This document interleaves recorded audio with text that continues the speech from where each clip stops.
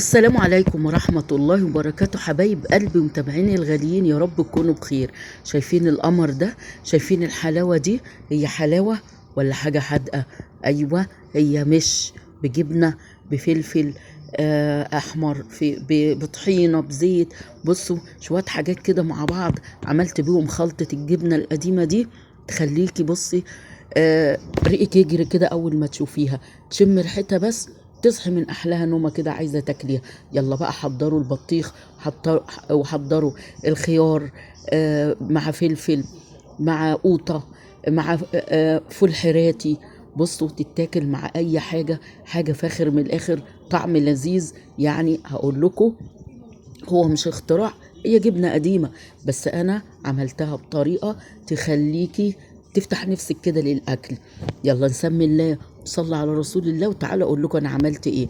أنا بدور كده في عندي برطمان الجبنة القديمة، فلقيت كام خرطة كده، فقلت إيه أشيلهم وأعملهم بالطريقة دي عشان أحط جبنة قريش جديدة في المش.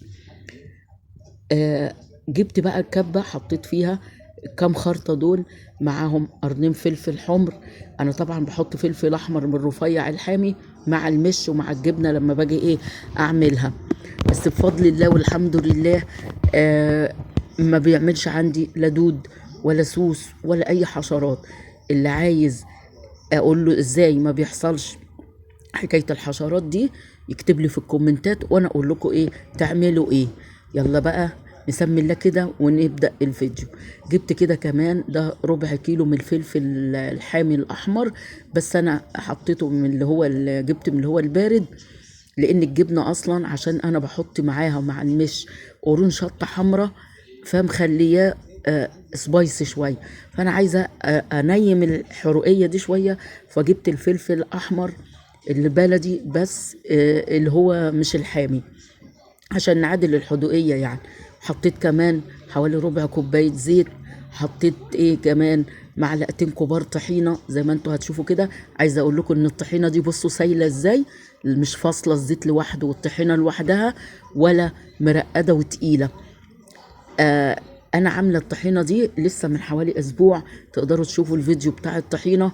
ما تنسوش بقى ساعتها تعملوا لي لايك، تقولوا لي ايه رايكم في الطحينه، تفضل معاكم لحد ما تخلص لاخر نقطه وهي متماسكه ومش فاصله الزيت لوحده والطحينه لوحدها.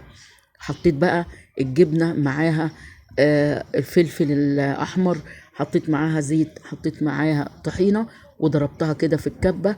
فطبعا واحده واحده عشان يعني تنعم كده. هتعوز كمان ان انا احط لها حاجه تاني، هحط لها ايه، احط لها شويه مش كمان، بس انا بحاول ان انا اطحنها شويه الاول كده، وبعد كده هجيب ايه، اديتها حبه زيت اهو، كمان حوالي ربع كوبايه زيت، وكمان معلقه طحينه تاني. كده انا بعمل لها سوائل عشان ايه تطحن بيها وتبقى سهله في انها تلف في الكبه. زي ما انتوا شايفين كده هديها ضربتين تاني في الكبة لحد لما تنعم. عايزاكم بقى تسموا الله وتصلوا على رسول الله في الكومنتات، وتقولوا لي من اي بلد بتتابعوني.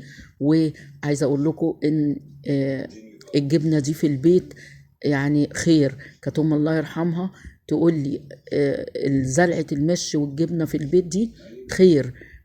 في اي وقت كده بتطلعي منها وتاكلي، جالك مثلا عايزه تفطري مع فول، مع تعمليها غدوه كده مع بطيخ، تقطع عليها فلفل وخيار وقوطه، هتخليه تديكي طعم جميل مع فول حراتي.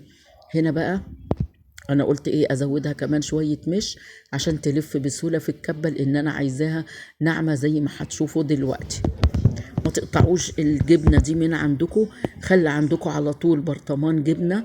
يعني تقدري تجيبي برطمان وتعملي فيه مش، واقول لك انا عاملة فيديو على القناة ازاي تعملي المش من بدايته، من اول ما هتقولي ها اعمل مش، وبيفضل نضيف كده ولا حشرات ولا سوس ولا اي حاجة. اكتبي في البحث على قناة منوعات الحاجة زوزو، اكتبي طريقة عمل المش من البداية، هتلاقيه يطلع لك الفيديو هتشوفيه.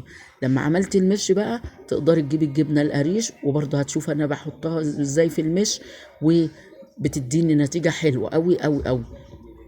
بيبقى عندك يعني عامله فطير، قرص، اي حاجه من عايزه تاكلي بيها بقسماط، فايش، بصي ليها كذا طريقه انك تاكليها بيها. المهم ان دي كنز في بيتك، الجبنه بالمش بالحاجات دي، خصوصا لما تعمليها بالطريقه اللي انا عاملاها دي. واهو بصي، عشان ده كنز وعشان دي حاجات آه غاليه قوي، يعني غاليه في القيمه حتى لو تمنها مش غالي، مع ان الجبنه القديمه بالمش وبقت بمبلغ وقدره دلوقتي. فاحسن حاجه ان انت تجيبي وتعملي المش في البيت على ايدك، تحطي في الجبنه القريش وتتحول لجبنه قديمه زي ما انتم شايفين. اعملي الخلطه دي، حطيها في علبه في التلاجة، تبقى عندك في اي وقت نفسك تروح لها، طلعي على قد ما هتاكلي، قطعي عليها بقى خيار وقوطه وفلفل، كليها مع بطيخ، مع فول حراتي، اللي انت عايزه يعني الطريقه اللي عايزه تاكليها بيها كليها. حاجه فاخر من الاخر. بص انا بنفض هنا السكينه، لان يعني بعد ما هقفل كمان على الحته دي، انا هنزل كل لحسه كده في السكينه دي بايدي، لان دي حاجه غاليه، ما نقدر ايه، لازم نحافظ عليها. شايفين الجمال، شايفين الطعامه، يعني حاجه تجري الريق. ممكن تصحي من النوم بالليل كده نفسك تهفك عليها. حاجة جميلة جدا جدا، طعم خطير، وكمان مش حامية قوي، لان الفلفل اللي انا حاطاه فلفل بارد، فعادل يعني لما كنت حاطه فلفل حامي معاها بالفلفل اللي البارد.